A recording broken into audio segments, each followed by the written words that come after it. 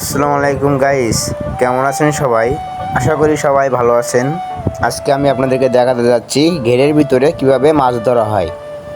চলেন দেরি না করে দেখে আসি।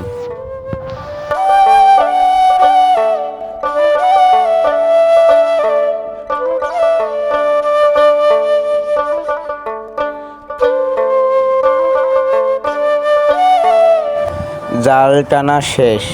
এবার দুই সাইডের মাছগুলো মাঝখান বরাবর ঠেলা দিয়ে আনতেছে তারা। মাছগুলো মাঝখান বরাবর আনা শেষ এবং তারা মাছগুলা দেখবে কত বড় হয়েছে।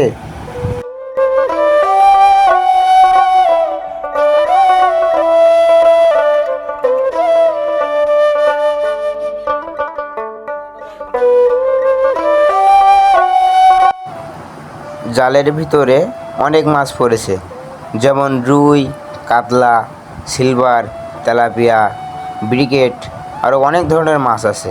তারা মাছগুলো দেখছে কত বড় হয়েছে কি ছোট হয়েছে। ছোটোগুলা ফেলে দিচ্ছে আর বড়োগুলা হাঁড়ির ভিতরে ঢোকায় নিচ্ছে।